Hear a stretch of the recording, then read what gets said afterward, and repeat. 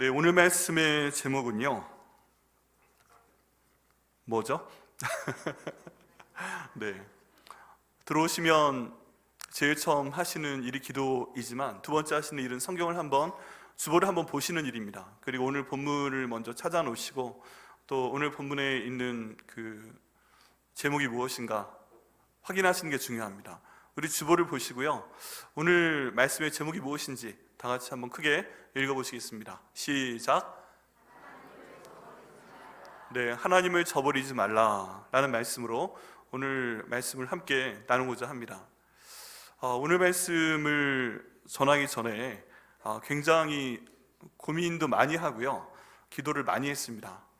올해 저희가 성령 충만에 대해서 함께 나누고자 하면서 이제 바울 서신에 나와 있는 성령에 관계된 구절을 다 저희가 보면서 설교하기로 했잖아요. 그리고 특별히 그 바울 서신서 중에서 데살로니가 전서가 처음 바울이 기록한 서신이기 때문에 이제 이 내용을 저희가 몇 주에 걸쳐서 금요예배와 주일예배 때 하나하나 보고 있습니다. 그런데 오늘 본문의 말씀을 발견하고 딱 걸렸어요. 하나님, 이 말씀을 제가 전해야 되겠습니까? 근데 부담이 굉장히 많이 됐습니다. 몇 주 전 일입니다.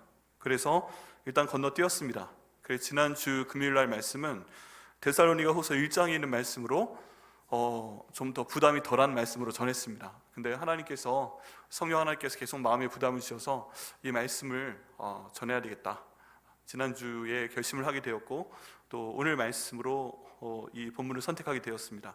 성령 하나님께서 저희 가운데 충만하게 일해 주셔야 되는데 그렇지 못한 경우가 있을 수 있기 때문에 이 내용은 반드시 말씀드려야만 되는 것이구나 하는 것을 기도하면서 굉장히 많이 갈등하면서 알게 되었습니다. 그래서 오늘 말씀 좀 도전이 되는 말씀이고 그렇지만 성경에 있는 말씀이기 때문에 저는 그대로 전하겠습니다. 그렇기 때문에 이 말씀 받으시고 또 이 말씀의 의미를 이해하시고 이 말씀이 나에게 원하시는 것이 무엇인가 생각해 보시고 기도하시고 순종하시는 한 분 한 분 되시기를 바랍니다.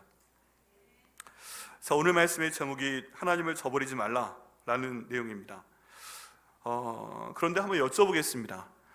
여러분, 저희가 지금 올해 들어서 계속 성령 충만에 대한 말씀을 나누고 있는데 성령 충만이 잘 되세요?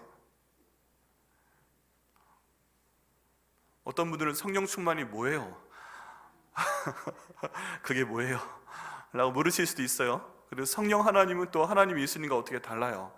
뭐 이런 것도 아직 잘 모르겠어요 하시는 분도 계실 수가 있습니다. 그렇죠. 그런데 성령 충만하다고 하면 우리가 이해를 하기에 기도가 더 잘 돼야 돼요. 그렇죠? 그리고 하나님 말씀이 더 잘 들려야 돼요. 그렇죠? 그리고 뭔가 하나님께서 열심히 기도를 할 때 좀 인도를 해 주셔야 돼요. 그렇죠? 우리가 그동안 성령 하나님이 어떤 일을 하신다고 배웠습니까? 성령 하나님은 창조에도 관여하셨고, 성령 하나님께서 우리 목숨을, 생명을 만드실 때도 관여하셨고, 성령 하나님께서 우리 생명을 지탱해 주기도 하시고, 성령 하나님께서 우리가 기도할 수 있도록 도와주시고, 뭐 여러 가지 말씀을 드렸잖아요. 성령 하나님께서 모든 예배 가운데 함께 하시고, 성령의 9가지 은사가 있어서 사랑과 희락과 화평과 오래 참음과 자비와 양성과 충성과 온유와 절제니, 이 모든 성령의 열매가 우리의 삶 가운데 나타나야 되고 또 예배 가운데 나타나게 하시고, 이런 내용들을 저희가 지금 얘기하고 있잖아요. 근데 지금 그게 잘 되고 계세요? 이게 앞에서 목사님은 그런 말씀을 선포하고 있는데 지금 그게 잘 되세요? 그렇게 되고 싶은데 기도 안 되는 분 계시지 않으세요? 그렇게 되고 싶은데 말씀이 정말 내가 읽기는 읽어도, 작년에 공동체 성경 읽기 하자고 했는데 제가 20경밖에 안 읽었다고 실망했다고 서운하다고 뭐라 그러니까 올해는 좀 더 많이 하고 계시는 것 같은데, 성경을 읽으시면서도 이게 지금 내 삶에 왜 안 들어오지? 이 물과 기름처럼 왜 안 섞이지? 스펀지가 있고 물 가운데 넣으면 그 쫙쫙 물이 빨려드는 것처럼 하나님 말씀이, 내가 어떻게 시간을 내서 말씀을 읽는데 빨려 들어와야 되는데 이게 왜 물 따로 나 따로 노는 것 같지? 말씀 따로 나 따로 노는 것 같지? 이런 느낌 드시는 분들 혹시 안 계십니까? 여기엔 아멘 하시면 안 됩니다. 네, 좀 더 나가서요, 여러분 그동안 살아오시면서 제가 고생을 많이 했습니다 하는 분들 계시죠? 뭐 다 말은 않지만 사실은 고생을 많이 한 분들 계시죠. 그리고 내가 예수님 믿고 기도를 많이 했는데 생각보다 일이 많이 안 풀려왔다? 이런 분들도 계시죠. 지금 이 자리에 나가서 예배 드리고 있고, 식당 봉사도 하고 있고, 성가대도 하고 있고, 그리고 교회 여러 가지 봉사도 하고 있고, 교회 직분도 많이 올라가고 있고 이러고 있는데 이상하게 일이 안 풀리고 있어요. 왜 이렇게 힘들죠? 우리 가정에 좀 나누고 싶지 않은 그런 걱정거리가 멈추는 날이 별로 없는 것 같아요. 건강도 자꾸 안 좋고, 돈에도 자꾸 문제가 생기고, 뭔가 관계에도 문제가 생기고, 내가 해야 되는 직장에서의 이런 것도 문제가 생기고 있고. 근데 기도하는데, 근데 교회 나오는데, 예수님의 이름으로 기도하는데 왜 계속 이러지? 어렵네, 참 사는 게. 이러신 분 계시지 않습니까? 여러분, 그 이유가 뭐라고 생각을 하세요? 왜 그럴까? 세상에는 우연이 없다고 하는데, 여러분, 세상 모든 일에 우연이 없다는 거 믿으십니까? 안 믿으시는 모양이네. 세상 모든 것들은 다 필연이고, 이렇게 일이 진행돼 가는 것에 대한 원인이 내가 몰라도 분명히 있고, 그 원인 때문에 이렇게 진행이 되고, 그 원인 때문에 이런 식으로 결말이 지금 지어지고 있고, 이거 믿으십니까? 그래도 몇 분 안 계시네요. 네. 하나님께서 우리 머리카락까지 다 세고 계신다고 하기 때문에 저희는 아멘하고 믿어야 됩니다. 우연은 없다. 내가 지금 고생 많이 하는 것도 우연이 아니다. 내가 이렇게 힘든 것도 우연이 아니다. 그러면요, 그 원인이 뭘까요? 물론 다는 모르죠. 하나님만이 아시죠. 우리가 얼마나 알겠습니까? 그런데 오늘 말씀에 보면 그렇게 힘들고 그렇게 어렵고 그렇게 기도가 안 되고 그렇게 말씀 따로 나 따로 놀고 그렇게 계속 걱정거리가 많은 이유 중에 가능성 있는 원인 하나가 성적인 범죄 때문이라는 것입니다. 우리식 전문 용어로 바람 폈기 때문이라는 것이에요. 외도했기 때문이라는 것입니다.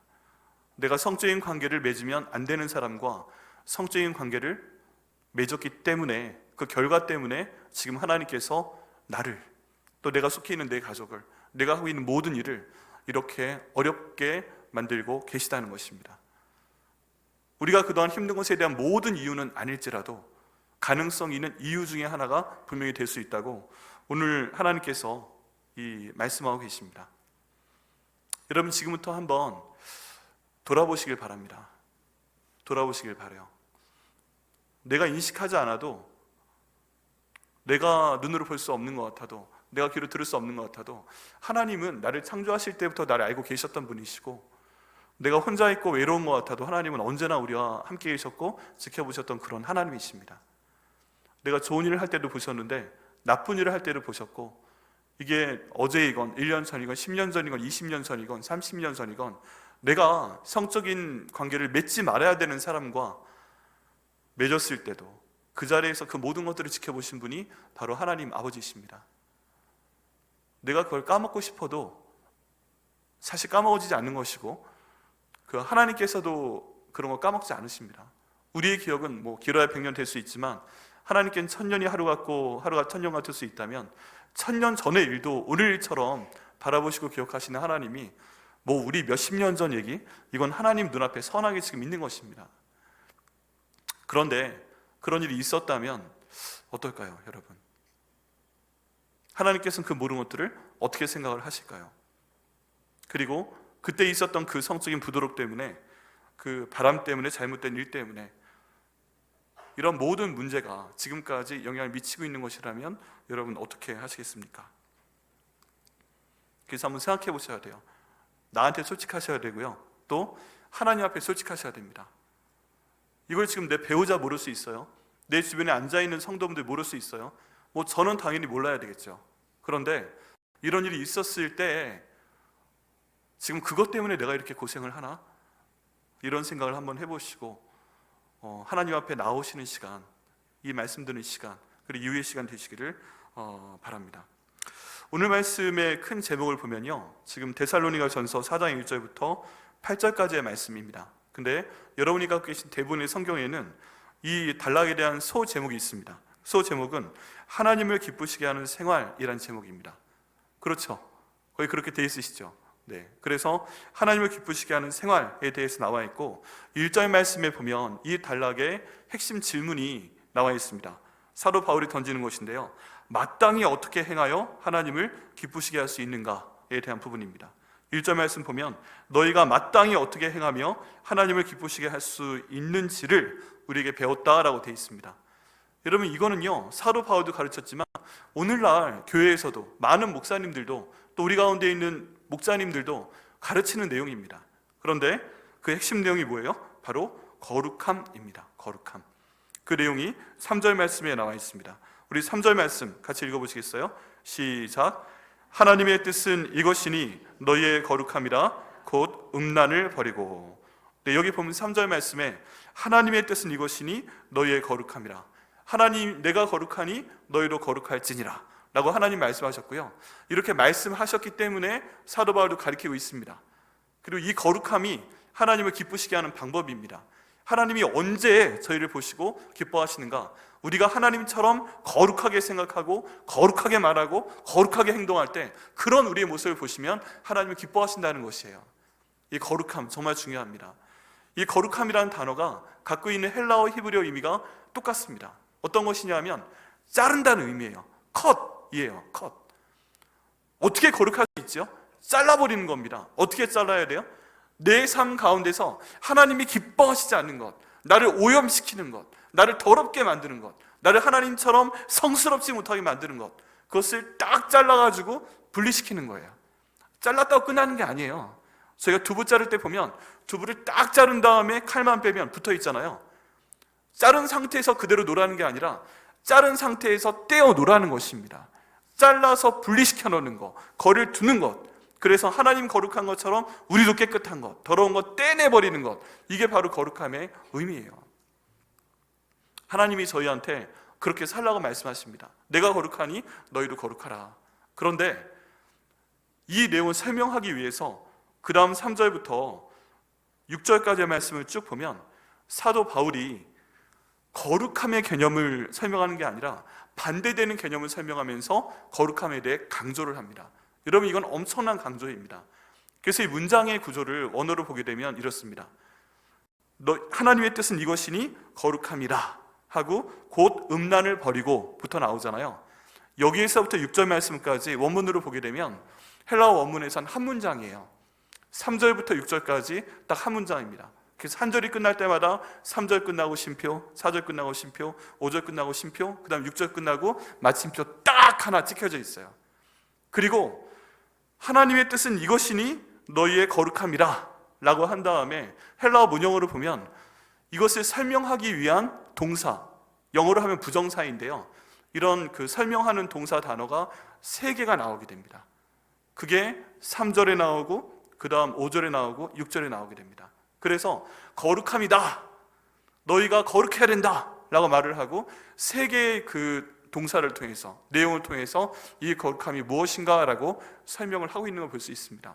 목사님, 4절은요 3절로 연결되어 있는 거예요. 근데 그 내용이 뭔가 거룩함 1, 2, 3 이렇게 설명을 할 것 같은데 그렇게 설명을 한 게 아니라 이와 반대되는 내용으로 대조해서 오늘 설명하고 있습니다. 그 첫 번째 내용이 뭘까요? 총 3개가 있는데 첫 번째는 음란을 버리라 하는 것입니다. 음란을 버리라. 3절 뒤에 보면 곧 음란을 버리고 라고 되어 있는데 이게 첫 번째 나오는 내용이에요. 거룩함을 설명하는데 그에 대한 첫 번째 내용, 음란을 버리라. 다 같이 한번 해보시겠어요? 음란을 버리라. 네, 이게 첫 번째 말씀입니다. 그리고 그 4절 말씀인데요, 4절 말씀은 각각 거룩함과 존귀함으로 자기의 아내 대할 줄을 알고 라고 나와 있습니다. 여기 4절 말씀이 좀 다른 해석이 있어요. 각각 거룩함과 존귀함으로 자기의 아내 대할 줄을 알고, 이게 두 번째 내용이긴 해요. 그런데 그렇구나, 거룩함과 존귀함으로 내 아내를 대해야 되겠구나, 이게 지금 다 음란함하고 연결되는 겁니다. 다른 말로 하면 내 아내 버리고 다른 여자와 바람피지 마라, 내 남편 버리고 다른 남자와 바람피지 마라 라고 하는 직접적인 표현을 굉장히 돌려서 좀 하고 있는 거예요. 그런데 성경 원문에 보게 되면 아내라는 단어는 정확히 쓰이지 않습니다. 그 자신의 몸이란 단어가 쓰여요. 그래서 우리나라 지금 개역개정판 성경에서는 자기 아내를 거룩하게 대해라 이런 쪽으로 쓰였지만, 또 원문이나 영어 번역이나 여러 가지 영어 번역이나 다른 나라 언어로 번역된 내용을 보게 되면 약간 다른 해석이 나오게 됩니다. 그래서 어떻게 되냐 하면, 각각 거룩함과 존귀함으로 자기 자신의 몸을 통제해라, 다스리라, 이런 내용으로 해석이 될 수가 있어요. 자기 자신의 몸을 다스리라, 거룩함과 존귀함으로 자기 자신의 몸을 통제해라, 다스리라, 대해라, 간직해라, 이런 의미가 됩니다. 그러면 왜 여기에 자기 아내가 들어갔을까? 왜냐하면 말이죠, 성경적인 개념에서 볼 때 남편과 아내는 영천입니다. 일천도 아니에요. 그냥 영천이에요. 왜 그래요? 한 몸이기 때문에 그렇습니다. 하나님께서 부부의 관계를 맺어주시고 이 두 사람이 거룩하게 성적인 관계를 통해 한 몸이 됐을 때 두 사람은 떨어진 존재가 아니라 그냥 한 몸인 존재인 거예요. 그렇기 때문에 이 두 사람은 내 몸이다 라고 했을 때, 내 몸이다 했을 때 나 자신도 되지만 내 배우자도 포함하고 있는 겁니다. 한번 해보시겠어요? 내 몸이다. 이건 나도 될 수 있는데 내 배우자가 옆에 있으면 한번 보세요. 이 사람도 내 몸인 거예요. 떨어진 몸이 아니라 하나님 보시기에 한 몸인 거예요. 그래서 이 내용이 두 가지로 해석이 되어 있습니다. 우리나라 개역개정판에서는 내 아내를 존귀히 대하라 라는 쪽으로 되어 있지만, 또 다른 번역들을 보면 내 자신의 몸을 존귀하고 거룩하게 대해라 이렇게 되어 있습니다. 4절 말씀에 보면요, 5절 말씀에 보면 이제 그 다음에 연결되는 표현입니다. 여기 각각 거룩함과 존귀함으로 라고 나와 있는데, 이 원문에 보면 부사 구예요. 그리고 거룩함 안에서 존귀함 안에서 대해라 라고 되어 있는데, 이제 5절 말씀에는 하나님을 모르는 이방인과 같이 세욕을 따르지 말고 라고 되어 있지만, 원문에 보면 이것도 부사 구예요. 세욕 안에서 대하지 말라 라는 같은 표현으로 나와 있습니다. 앞에 있는 내용하고 연결되어 있는 거예요. 바로 그 위에서는 거룩함과 존귀함 안에서 대해라 라는 것이고, 바로 그 밑에는 세욕으로, 욕정으로, 더러운 마음으로, 성적인 어떤 충동으로 대하지 마라 하고 지금 말씀하고 있는 것입니다. 두 개를 완벽하게 대조하는 거예요. 다른 표현으로 지금 말하고 있는 겁니다. 그리고 나서 이제 이방인들처럼 그런 음란한 마음으로, 성적인 충동으로 대하지 말아라 라고 되어 있는데, 이때 하나님께서 여기에 특별히 집어넣으신 얘기가 있습니다. 이방인과 같이 라고 했잖아요.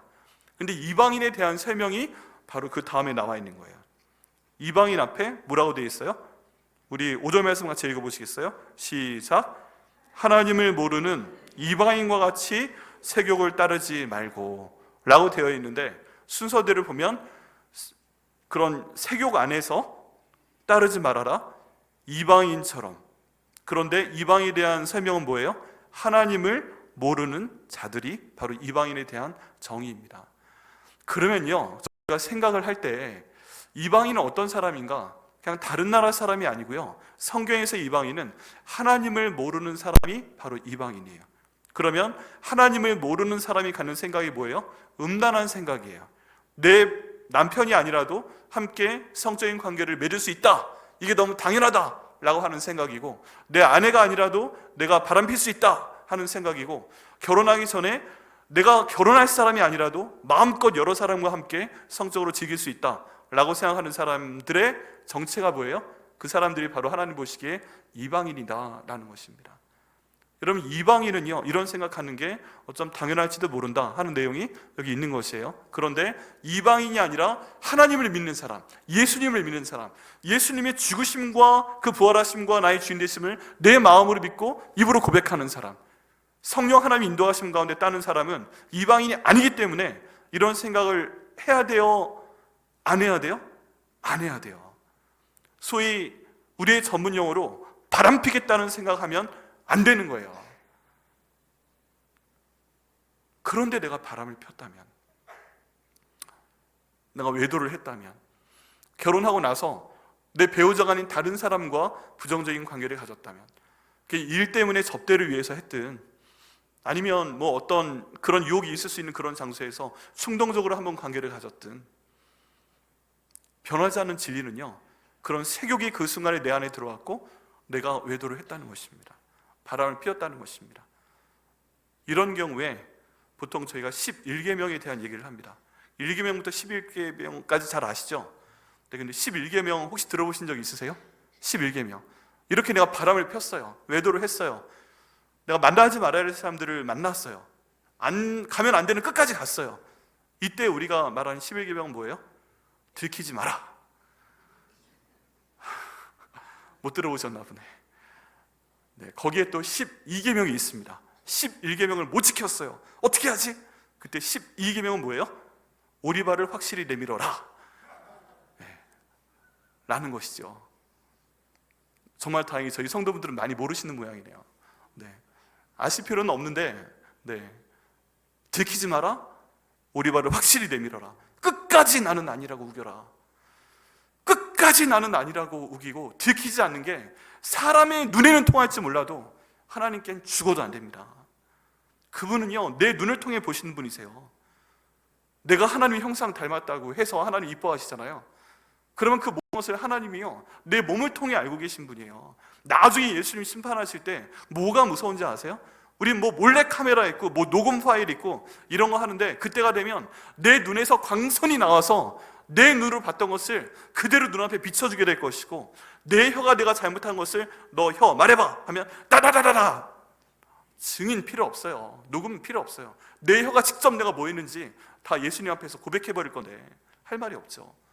11계명, 12계명이 하나님께는 통하지 않습니다. 그런데 지금 말씀하시는 거예요. 그럼에도 불구하고 이것을 성도가 하는 경우에는 어떻게 되는가? 그 다음 말씀에 세 번째 설명이 나와 있습니다. 6절 말씀인데요, 이 일의 분수를 넘어서 형제를 해하지 말라. 이는 우리가 너희에게 미리 말하고 증언한 것과 같이 이 모든 일에 주께서 신원하여 주심이라. 문장이 좀 어렵죠? 네, 어렵죠. 그래서 이 내용을 좀 쉬운 말 성경으로 찾아봤습니다. 한글 성경에도 여러 가지 번역이 있는데 쉬운 말 성경이 그래도 제일 저희가 이해하기가 좋아 보입니다. 읽어드립니다. 또 이런 일도 외도하여 이웃의 아내를 범함으로써, 또 요즘 개념으로 하면 이웃의 남편을 범함으로써 형제에게, 자매에게 해를 끼치지 말라는 것입니다. 그것은 이전에 우리가 여러분에게 누차 말하고 경고한 대로 주께서는 이 모든 행위에 대하여 무서운 징벌을 내리시는 분이시기 때문입니다 라고 나와 있습니다. 마음이 확 다가오시죠? 네. 바람피지 말라. 그런데 그 다음 구절이 무서운 거죠. 다음 구절이 뭡니까? 다음 구절은 이 모든 일에 주께서 신원하여 주심이라 라는 표현입니다. 신원이 뭐지? 여러분, 이거는요, 원문으로 보게 되면 복수하신다는 뜻이에요. 하나님께서 바람을 폈을 때 그 사람에게 복수해 주신다. 그 사람에게 벌을 주신다는 뜻입니다. 대신 복수해 주신다, 처벌을 해 주신다 라는 뜻이에요. 어떤 경우냐? 내가 남자로서 다른 사람의 아내와 바람을 폈습니다. 그랬을 때 제일 화가 나고 열받는 사람이 누구겠어요? 누구겠어요? 그 여자의 남편이죠. 근데 11계명과 12계명이 잘 통했어요? 안 들켰어요? 그런데 하나님 앞에서는 통하지 않는다고 그랬죠. 그럼 제일 이 일을 알게 되면 열받을, 누구를 위해서 하나님이 복수하시는 거예요? 남편을 위해서 복수하시고, 또 하나님 자신을 위해서도 벌을 내리시는 것이고, 내가 다른 사람의 아내와 남편과 바람을 폈어요. 11계명, 12계명 잘 통했어요. 근데 하나님은 다 알고 계시죠? 하나님께서 누구를 위해서 대신 복수를 하시는 거예요? 그 사람의 아내를 위해서 복수하시고, 이 일을 알면 너무 열받고 실망한 사람들을 위해서 복수하시고 벌을 내리신다는 것입니다. 그런데 그 벌을 내리시는 것이 어떤 방면으로 복수를 하시는 것인지 몰라요. 네가 바람 폈어? 네가 외도했어? 네 남편, 네 아내 놔두고 다른 사람하고 잤어? 술 취해서 그랬어? 실수였어? 한 번의 경험이었어? 그런데 그 모든 게 하나님께는 통하지 않는다는 것입니다. 그럼에도 불구하고 하나님께서 벌을 내리신다, 복수하신다 라고 말씀하시는 거예요. 그 결과가 뭐예요? 내 인생에 나타나는 것입니다. 내가 왜 이렇게 안 되고 있을까? 왜 이렇게 힘들지? 삶이 왜 이렇게 꼬이고 있지? 내가 왜 이렇게 마음이 계속 힘들고, 내 건강에 문제가 생기고, 내 가족에도 문제가 생기고, 재정에도 문제가 생기고, 일에도 문제가 생기고, 왜 내 마음은 이렇게 팍팍팍 치고 나가서 자랑할 거 많은 그런 내가 되고 싶은데 왜 이렇게 갈수록 힘이 들지? 뭔가 계속 꼬이고 있지? 여러분, 그런 느낌이 들 때 여러 가지 가능성이 있겠지만 그 가능성 중에 하나가 지금 본문에서는 예전에 지었던 성적인 부도덕 때문이다 라고 말씀하고 있다는 것입니다. 혹시 우리 가운데 그런 분들 계신다면 여러분, 그거 오늘 말씀 들으시고 주님 앞에 나오시기를 바랍니다. 이게 왜 위험한가 하면요, 아까 말씀드린 대로 남편과 아내는 한 몸입니다. 그렇죠? 주님 보시기에 한 몸이에요. 둘이 나눠진 존재가 아닙니다. 내 몸이라고 할 수 있는 거예요. 그런데 둘 중에 한 사람이라도 만약에 성적인 부도덕의 범죄를 지었다, 다른 사람한테는 안 들켰어요. 몰라요. 그런데 이 사람에게 하나님이 복수를 하시면, 이 외도한 남자에게 복수를 하시면 지금 같이 사는 아내는 어떻게 돼요? 그 하나님의 벌을 똑같이 받는 거예요. 같이 가고 있는 거니까. 만약에 여자가 외도를 했어요, 같이 사는 남자는 그런 일이 없어요. 너무 순둥순둥 좋아요. 그런데 같이 살고 있기 때문에 하나님이 이 사람에게 복수를 하기 때문에, 이 사람의 벌을 내리시기 때문에 그 부부가 함께 힘들어지는 것이고, 그 아들, 딸이 있는 경우에 그 아들, 딸도 함께 힘들어질 수 있다는 것입니다. 간단한 문제가 아니에요. 예수님께서 성경에서 우리를, 교회를 신부라고 말씀을 하십니다. 예수님이 신랑이라고 말씀하시잖아요. 그런데 신부한테 문제가 생겼을 때 신랑이 거부할 수가 있습니다. 예수님이요, 우리가 뭐예요? 예수님의 신부예요. 우리 교회가 뭐예요? 예수님의 신부예요. 근데 이런 진짜 실제적인 성적인 부도덕의 문제가 생겼을 때 예수님이 우리 보실 때 화가 나시는 거예요. 예수님 자신을 위해서 복수하시는 거고, 예수님 자신을 위해서 지금 처벌하신다는 것입니다. 그게 지금 우리 삶 가운데 나타나는 이유 가운데 하나일 수 있다는 것입니다. 여러분, 7절 말씀에 보면 거룩함이 다시 한번 강조가 됩니다. 하나님이 우리를 부르심은 부정하게 하심이 아니요 거룩하게 하심이니. 3절 말씀에 하나님의 뜻은 이것이니 거룩함이라 말씀하시고, 그 다음에 다시 7절 말씀에 하나님이 우리를 부르심은 부정하게 하심이 아니요 거룩하게 하심이니 하면서 거룩해야 한다 하는 것을 다시 한번 강조하십니다. 그래야만, 우리가 거룩해야만 하나님이 기뻐하신다 말씀을 하고 계시는 거예요. 그래서 우리는 이 말씀대로 순종하면 됩니다. 거룩하면 됩니다. 그런데 목사님, 이미 저는 이 말씀 듣기 전에 외도했는데요. 데살로니가 전서에 이런 말씀이 있는 줄 몰랐어요. 알았으면 안 했을 텐데. 정말입니까? 그 다음에 이게 어떤 의미인지 나와 있습니다. 8절 말씀 같이 읽겠습니다. 시작. 그러므로 저버리는 자는 사람을 저버림이 아니요 너희에게 그의 성령을 주신 하나님을 저버림이라 라고 말씀하고 있습니다. 하나님은 저에게 원하시는 게 거룩함이고 저희를 거룩하게 부르셨는데 우리가 그걸 저질러 버렸잖아요. 그럼 그 결과가 뭘까? 하나님이 이걸 어떻게 보시는 걸까? 그 내용이 8절에 나와 있습니다. 이렇게 해서 위에 나와 있는 거룩함을 지키지 못하고 성적인 부도덕을 행했다는 것, 다른 사람의 아내와 자고 다른 사람이 남편과 잤다는 것, 그리고 결혼하기 전에 첫 번째 같이 잔 사람 빼고 그 다음 여러 사람하고 성적인 부도덕의 관계를 가졌다면 그것은 무엇이냐 하면 바로 오늘 8절에 나와 있는 것처럼, 그러므로 저버리는 자는, 누구를 저버렸다는 거예요? 하나님을 저버렸다는 것입니다. 여러분, 그 성적인 부도덕이 내가 알건 모르건 간에 성경에서 말씀하고 있는 결과는, 그 태도는 뭐다? 내가 성적인 부도덕을, 바람을 펴서 외도를 해서 여러 사람들과 그런 안 되는 관계를 맺어서 그 순간에 너는 하나님을 버렸다라고 얘기하고 있는 것입니다. 근데 또 이 하나님에 대한 정의는 뭐예요? 하나님 뭐라고 설명해요? 이 하나님은 성령을 우리에게 주시는 분이다라고 되어 있습니다. 여러분, 드디어 우리의 주제인 성령이 나왔습니다. 우리가 성령 충만을 위해서 계속 지금 올해 들어서 알아보고 있는데, 성령 충만을 받아야 되는데 왜 내가 성령 충만하지 못하나? 왜 기도가 안 되나? 왜 말씀이 안 들어오나? 왜 내 마음이 계속 평안하지 않나? 왜 나는 다른 사람 기도하는 것처럼 기도 응답이 내 삶 가운데 이루어지지 않나? 왜 내 가족은 계속 불편한가? 왜 우리 애들은 계속 꼬이고 있는가? 이 모든 것이 원인이 내가 과거에 저지른 성적인 부도를 통해서 하나님을 저버린 데 있다면 여러분, 해결하셔야 됩니다. 주님께 회개하며 나오셔야 됩니다. 하나님을 저버린 게 어떤 결과까지 나온 거예요? 하나님이 어떤 분이세요? 성령을 주시는 분이신데, 그럼 그 성령까지도 내가 그 성적인 부도덕을 통해서, 그 바람을 통해서, 외도를 통해서 내가 거부해버렸다는 것입니다. 여기에 보면 여기 동사가 있어요. 저버리는 자는. 저버리는 자는. 이게 재밌습니다, 내용이. 왜 그러냐면 이 저버리다라는 단어가 아레테오라는 단어인데 두 개의 단어의 합성입니다. 아는 부정어예요. 아니다 라는 뜻이고, 디템이라는 동사가 있는데 놓다라는 뜻입니다. 이렇게 놓는 거예요. 딱 놓는 거예요.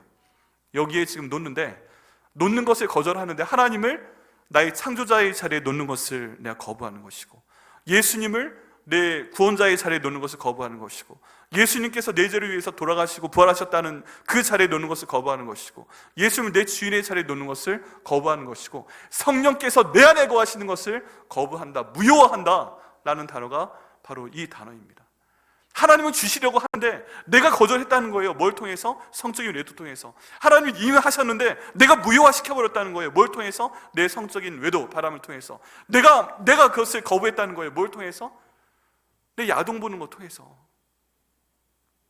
하나님은 우리와 함께 하시려고 하시는데 내가 한번 그런 일을 했을 때, 그 뒤로 또는 자주 했을 때, 아니면 습관적으로 그럴 수밖에 없는 곳에 가서 내가 내 정신이 아닌 척, 그리고 실수인 척, 그게 어제든 10년 전이든 20년 전이든 했을 때 그 순간 나는 하나님을 버렸다는 것이에요. 하나님을 거부했다는 것이에요. 그리고 그 순간 성령이 설령 내 안에 계셨다고 할지라도 내가 성령을 그때 거부했다는 것입니다. 그런데 어떻게 기도가 되겠어요? 근데 어떻게 되겠어요?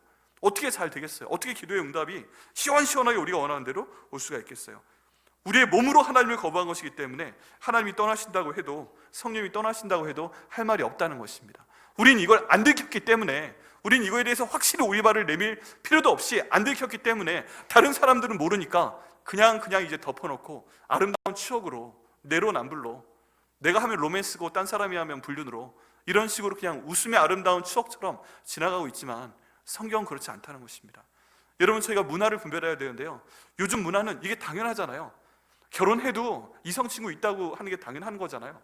결혼하기 전에 한번 자보는 게 당연한 거잖아요. 여러 사람하고 많이 경험해봐야 된다고 하잖아요. 하지만 성경은 그렇게 말하지 않고 있다는 것입니다. 이것을 우리가 몰랐어요? 예전부터 있었어요. 아예 하나님이 출애굽기 때부터 말씀을 하셨습니다. 10계명, 그 중요한 계명 중에 7계명이 뭐예요? 가늠하지 말라. 10번째 10계명이 뭐예요? 내 이웃의 집을 탐내지 말라. 거기 보면 설명이 더 있습니다. 내 이웃의 아내를 탐내지 말라. 아주 명시해서 딱 있어요. 요즘 개념으로 또 더 확장시키면 내 이웃의 남편을 탐내지 말라. 여러분, 결혼하지 않은 사람들 관계는 어떨까요? 처녀의 경우, 총각의 경우, 그런 경우도 신명기 22장 28절과 29절 말씀에서 내용을 좀 알아볼 수 있는 내용이 있습니다. 제가 읽어드립니다. 만일 남자가 약혼하지 아니한 처녀를 만나 그를 붙들고 동침하는 중에 그 두 사람이 발견되면 그 동침한 남자는 그 처녀의 아버지에게 은 50세겔을 주고 그 처녀를 아내로 삼을 것이라. 그가 그 처녀를 욕보였은즉 평생에 그를 버리지 못하리라. 야, 여기 보면요, 이제 결혼하지 않았는데 처녀 총각이 만나가지고 잔 거예요. 잤는데 들켰다고 돼 있는데 들키지 않은 경우를 생각을 해도 요즘엔 거의 들킬 수 없으니까. 근데 그런 경우를 생각을 해도 지금 29절에서 말하는 건 뭐예요? 이 동침한 남자는 이 여자의 아버지에게 일단 거기에 대한 대가를 지불하고 그 다음 그 처녀를 아내로 삼을 것이가, 부부가 되라. 근데 그 뒤에 나오는 얘기가 무서워요. 평생에 그를 버리지 못하리라. 어디에는 뭐 이혼 증서를 써주고 버리라 그런 얘기 있는데, 평생에 너는 그 사람과 부부로 영원히 살아야 된다, 버리지 못한다, 이런 얘기가 있어요. 이런 경우는 헤어질 수도 없다는 얘기예요. 하나님 은혜 가운데 제가 공부할 때, 그때 신약학 PhD 공부하고 있으면서 그 다음 논문으로 넘어갈 때 독일어 2년 공부하고 시험 봐야 되고 불어 1년 공부하고 시험 봐야 되고 이런 과정이 있습니다. 근데 이때 독일어 과제 가운데 소논문 하나를 번역해서 영어로 번역해서 제출해야 되는 내용이 있었어요. 그런데 제가 배정된 내용이 이와 관계된 내용이었습니다. 뭐였냐 하면, 각 사람의 진정한 배우자는 자기와 처음 성적인 관계를 맺은 사람일 수 있다라는 그런 주장이었어요. 결혼하지 않았어도, 결혼 전에 성적인 관계를 맺었어도 하나님 보시기에 나중에 예수님께서 오셨을 때 예수님 딱 심판대에 서셨는데 이제 같이 나가는데, 하나님 제가 그동안 뭐 이렇게 살았습니다, 입으로 직고하라고 했으니까 직고하고, 우리 예수님 심판하시는데 제 아내가 그런 얘기 하는데, 잠깐만! 지금 너랑 서 있는 그 사람이 네 아내가 아니야. 너랑 첫 번째 잤던 사람 있잖아. 야, 너 일로 와봐. 쫙 와서 너 얘랑 첫 번째 잤잖아. 내가 보기엔 얘가 네 아내인데? 에? 또 어떤 여자 와가지고 이렇게 하는데 제 남편하고요, 제 남편이 막 그러고 있는데, 야, 그 사람이 네 남편 아니야. 너 처음 잤던 사람 쟤잖아. 야, 일로 와봐. 딱 불러, 딱 와서 얘가 네 남편이잖아. 너 24살 때 얘랑 처음 잤잖아. 내가 보기엔 네 남편이야. 처음으로 성적인 관계를 가진 사람. 에? 여러분, 만일 이렇게 되면 어떻게 하시겠어요? 예수님 앞에 섰는데 그런 일이 전혀 없어서 지금 같이 사는 사람이 하나님 보시기에 나는 지금 내 남편이라고 생각을 했고 내 아내라고 생각을 했는데, 아주 옛날 옛적에 그 아름다운 추억 가운데 있었던 한 번 지나갔던 그 사람이 하나님 보시기엔 그 사람과 첫 번째 관계를 맺었기 때문에 이 사람이 내 진정한 남편, 이 사람이 내 진정한 아내, 하나님 보시기에 그렇게 된다면 어떻게 하시겠어요? 그 내용이 너무 충격적이어서 대단한 분이다. 그런데 근거로 든 구절이 이거예요. 버리지 못할지라. 우리는 그 뒤에 다른 사람과 결혼했어도 하나님 보시기에는 그 심판의 날까지 그 사람이 부부인 거예요. 버리지 못할지라.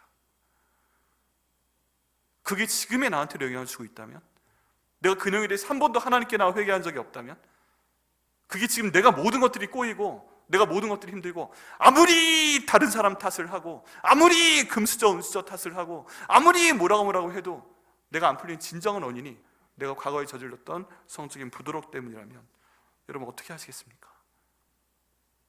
해결하셔야죠. 해결하셔야죠. 거룩하라, 성결하라, 이게요 하나님 보시기엔 너무 중요합니다. 이게 왜 중요하냐 하면 하나님께서 우리를 위해서 기적을 행해 주실 때 그 가장 강력한 조건 중에 하나가 우리의 거룩함이에요. 왜 그런가? 여호수아 말씀을 보면 알 수가 있습니다. 이제 여호수아가 이스라엘 백성들 데리고 요단강 건너가야 돼요. 요단강에 갈라져야 돼요. 우리가 할 수 있는 거 없어요. 끝까지 찼어요. 하나님이 갈라주셔야 되는 거 알고 있어요. 그런데 여호수아가 기다린 이스라엘 백성들에게 두 가지 명령을 내립니다. 하나는 여호와의 언약궤가 앞에 갈 때 가까이 가지 마, 멀리 떨어져 있어. 이게 첫 번째 명령이고요. 두 번째 명령이 여호수아 3장 5절에 나옵니다. 제가 읽어드립니다. 여호수아가 또 백성에게 이르되 너희는 자신을 성결하게 하라. 여호와께서 내일 너희 가운데에 기이한 일을 행하시리라 라고 말씀하십니다. 지금 내일 하나님께서 기적을 행하시겠다는 거예요. 이스라엘 백성들한테 요단강을 갈라주시겠다는 거예요. 근데 저희는 뭘 해야 되죠? 뭐를 해야 하나님 이 일을 하시는 데 도움이 될 수 있을까요? 됐어, 너희가 할 거 아무것도 없어. 그냥 성결하게만 있어. 거룩하게만 있어. 성결하지 않은 사람이 있어? 옷 다 빨아, 몸 다 목욕해. 성결하게만 있어. 이게 하나님이 저희한테 원하시는 겁니다.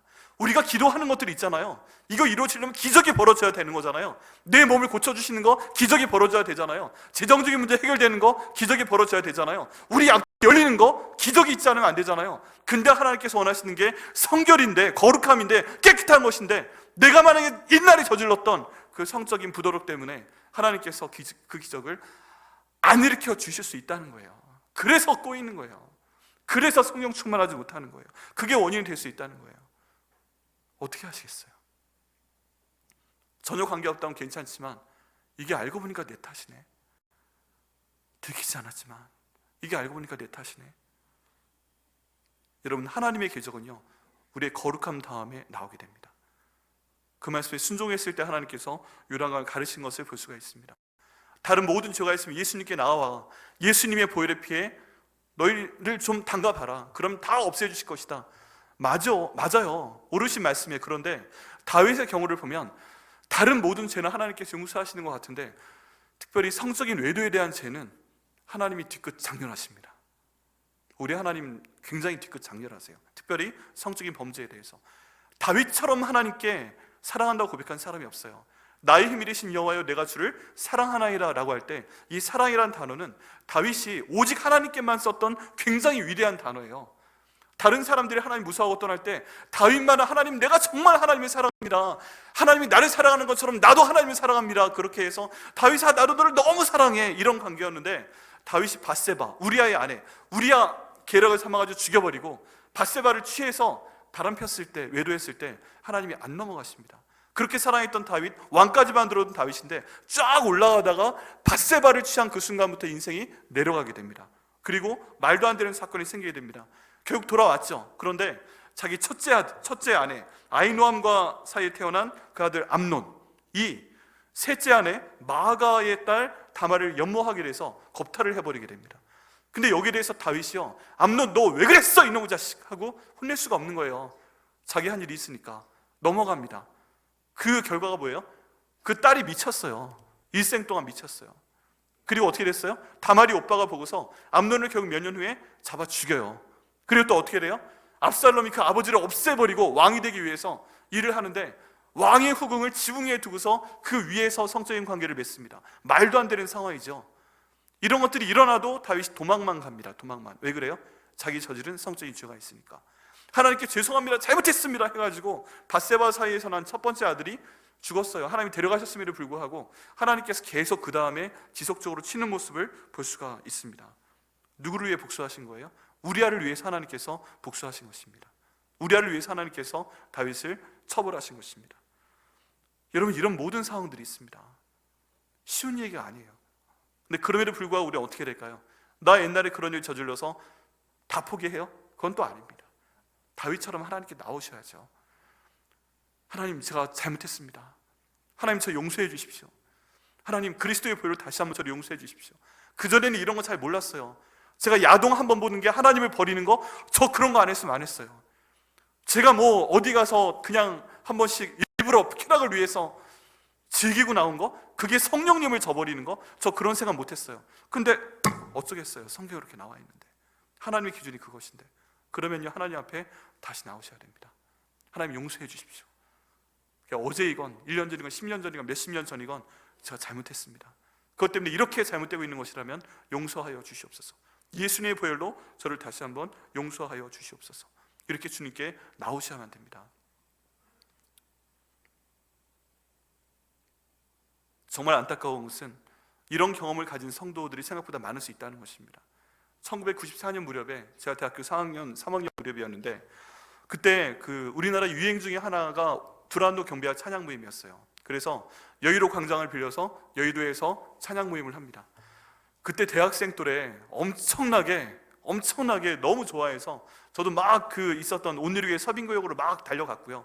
그때 국철이라서 40분에 한 번씩 오는데도 친구들이랑 목요일 밤만 되면 달려갔어요. 그런데 여의도에서 집회를 엽니다. 그때 인도하시던 하스데반 선교사님이 이렇게 선포하셨습니다. 이 나라 가운데 있는 영적인 죄와 모든 음란의 죄와 그런 것들을 선포하시면서, 혹시 우리 가운데 이런 음란의 죄를 하나님께 저지른 사람이 있다면 지금 주님께 나와서 회개하시고 깨끗함을 받으시고 다시 한번 성령 충만하시길 바랍니다. 이런 내용의 멘트를 하시면서, 그런데 하나님께 나오셔야 하기 때문에 자, 모든 사람들은 고개를 팍 파묻으세요.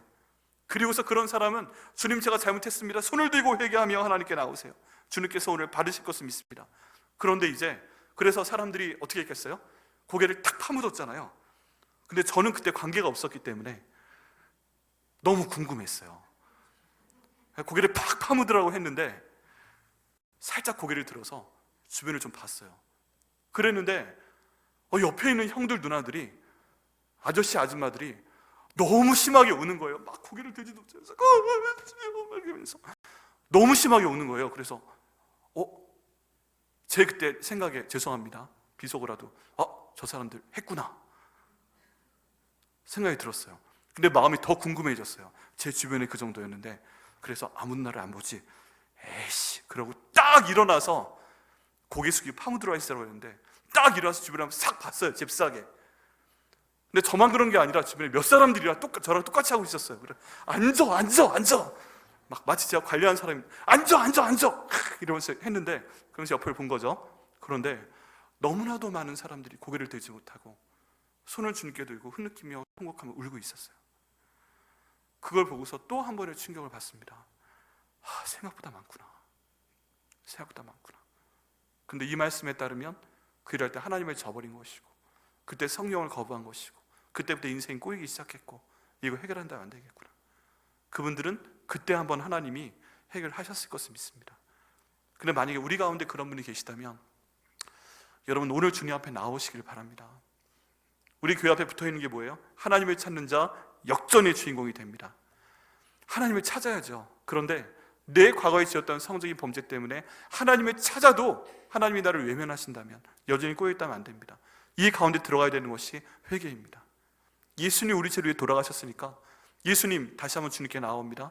그때 저질렀던 죄, 제가 추억으로 삼고 있었던 아름다운 것들, 우리 남자들끼리 모이면 무용담처럼 말하는 그 모든 내용들, 잘못된 거 알았으니까 제가 회개합니다. 용서하여 주시옵소서. 그리고 성령 충만하게 하여 주옵소서. 다시 한번 열어주시옵소서. 그것 때문에 아직까지 기도가 안 된다면 이제 열어주셔서 기도가 되게 하여 주옵소서. 그것 때문에 말씀을 읽지 못하겠다면 말씀을 읽도록 인도하여 주옵소서. 그것 때문에 성령께서 제 안에 못 들어오신다면 이제 회개하오니 예수님의 십자가로 제 마음 가운데 있는 이 장벽들 다 깨부숴 주시고 이제 다시 한번 저를 좀 붙들어 주시옵소서. 다시 한번 성령 충만이 뭔지 알 수 있도록 인도하여 주옵소서. 앞에서 목사님이 올해 초부터 성령 충만하자고 막 하는데 그 못하는 원인이 30년 전의 그 일이라면, 20년의 그 일이라면, 10년 전의 그 일이라면 주님 회개하오니 용서하여 주시고 성령 충만 경험할 수 있도록 인도하여 주시옵소서. 오늘 이렇게 기도하시고요, 이번 주간 기도하시고요, 응답 받으시고요, 성령 충만한 한 분 한 분 되시기를 예수님의 이름으로 축원합니다. 오늘 결단 찬양을 뭘로 할까 고민 많이 했어요. 회개에 대한 찬양을 할까, 보혈을 진화를 할까. 그런데 이제 역전되리라고 하기로 했습니다. 왜 그러냐면 그동안 나의 그 부도력 때문에 고난 가운데 있었다면 주님 이제 역전될 수 있도록 인도하여 주시옵소서. 이제 역전되게 하시고 제가 회개하게 하시고 다시 성령 충만하게 하시고 다시 하나님께 저를 받으시는 그 은혜를 통해서 역전이 될 수 있도록 주님 인도하여 주옵소서. 회개기로 계속할 수 있도록 인도하시고 주여 도와주시옵소서.